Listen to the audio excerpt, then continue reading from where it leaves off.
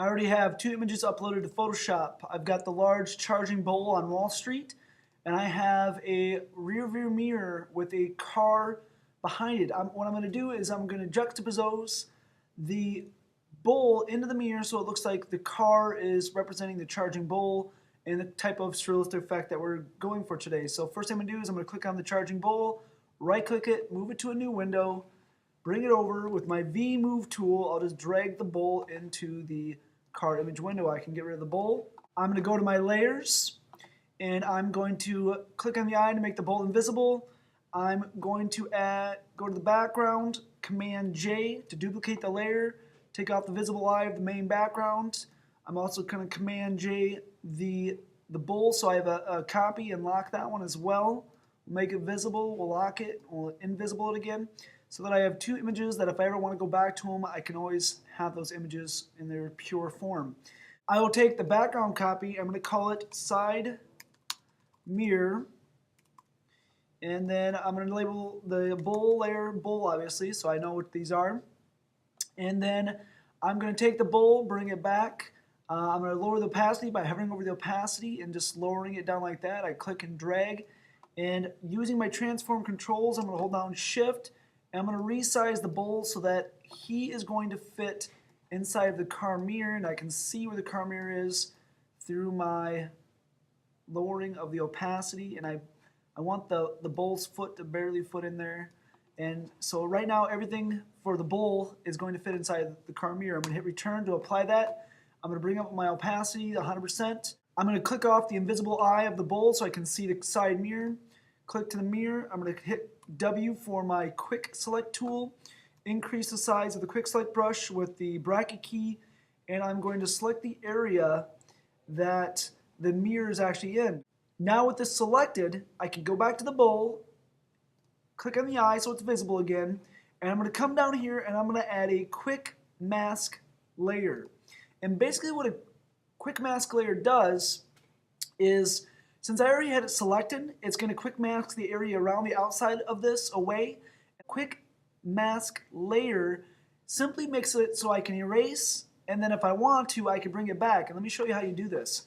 Now, what I'm going to be able to do with the white and black down here is I'm going to be able to add in with the white and subtract with the black paintbrush. So I'll go to B, my brush, and I'm going to be selected on the black, so I'm going to hit X to switch the colors, and I can just slowly dissolve away this outside edge that I don't want. Now if I were to mess up and I were to take away too much, I can switch the colors back to white and I can paint that right back in, and it goes right back into play where it was before. A couple options for opacity. I've got the opacity at the top I can work with, and then also if I choose a grayscale between black and white, that will work as an opacity as well. But all I want to do is come in with a soft edge brush, using the black to erase, and I'm just going to erase, and I'm going to lower down my brush size, and I'm going to just slowly fade away the background. I paused the video, came back, did the outlining of the bowl, and this is my finished project.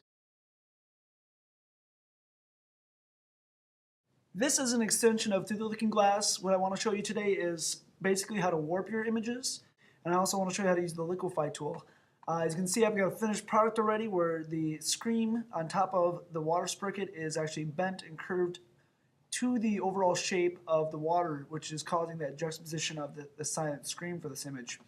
So I'm going to take this image off by hitting the invisible eye. I'm going to bring up the image of the person screaming. So my layer is locked right now, so I'm just going to unlock my layer. And I'm going to go up to Edit, and I can go to Transform, and I've got from Scale down to Warp here. And Scale is just resizing, so we already know how to do that. We know how to rotate, which is just to turn it. Skew is what we're going to work with right now. And skew basically changes the direction, so it makes it look like it's going back into the distance. So I can move this up here like this. We'll start by skewing a little bit. I'm going to hit return to apply that. Go back into edit. I can go to transform, distort. Now this is not what I'm going to use for this image, but if it were an image that needed to be a little bit more angled, that's what I would end up doing, distorting it. I hit return and it distorts it. I'm going to hit Command Z to undo that. I'm going to go back up to edit, transform, and then I also have perspective. And I'm just going to reduce the perspective on the top a little bit because perspective just simply means when things are closer, they're larger. When they're further away, they're smaller. And this should be a little bit larger towards the bottom because it's actually coming out at us, and then when it gets towards the back, it's going away. And so I'm going to change the perspective a little bit and hit return to apply that transformation. And then lastly, I can do a warp, and a warp is just simply a way to make the image look like it's bending over the top of this image. So I'm going to just start by playing with all these anchor points, and each one of these has one of these little lines with a knob at the end of it, and those are just like rubber bands. And what that allows you to do is it allows you to change the overall shape of this image so that you can make it look like it's really bent over the top of the waterfall. I'm going to lower the opacity a little bit to see what the water looks like, so I know what I'm trying to do here. And I'm just going to keep pulling this, dragging it, and then I can keep playing with this over and over again until eventually it looks like it's right to me. And so right about there is where I like it. Now the only thing that I want to work on is there's actually, you look at the horizon line of the water, there's a divot right here. And the last thing I want to show you is the puppet warp. The puppet warp is inside of edit, and instead of going inside of transform, it's right on the outside. It just says puppet warp. And what it does is it brings up this complex triangle grid on top of your image. And what you're going to do is you're going to come in and you're just going to start making pinpoints. And the area I'm going to want to work with is the divot up here. So I'm just going to make a bunch of pinpoints. And the pinpoints can only go on where the lines intersect. And what this is going to do, just like my warp from before, this is going to allow me to make changes right on these points. And these pinpoints that I like to call them I think of them as pressure points, so that when I change these points, the rest of the image will not change. Only the points where I have the pins actually placed. Get that out. And now that I'm done with that, I can go on top of a pinpoint and I can start to drag each individual pinpoint. And I'm going to keep doing that until eventually I get the image that I want. And this takes a lot of playing around with, because you got to make sure that you don't have, like, you see that edge right here.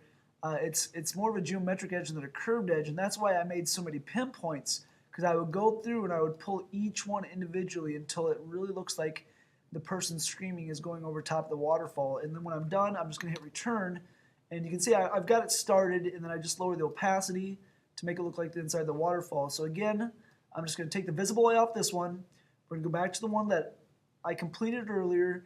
You can see how it looks like it's actually dipping down and coming back up off the waterfall. That is how the warp, the puppet warp, the skew, distort, perspective all works. Last thing I want to show you is how to use the liquify bloat tool. The $100 bill on top of the eye for the Through the Looking Glass assignment right now is a good juxtaposition between the eye and the $100 bill, but the $100 bill is a very flat object on top of a sphere image, which is the eye. So what I'm going to do is I can warp it to make it look like it's over top of the sphere, or an even easier thing to do is go up to Filter, go to Liquify, and I got to make sure I'm on the right layer, which I'm on the Liquify layer, I'm not on the mask. And I can come over here and I'm already on the Bloat tool B, and I can increase the size of my brush. And inside of the Liquify tool, it takes quite a while for the brush to increase in size. So something about like that, and the only thing I'm going to have to do is I'm going to have to play with this back and forth for a while so I can see how the end result's going to be. I just want simply to expand the middle and keep the outside where it is so it looks like it's over top of the curved eye. So something a little like that. I can click OK, and now there's the new warped around image of the $100 bill versus the flat one.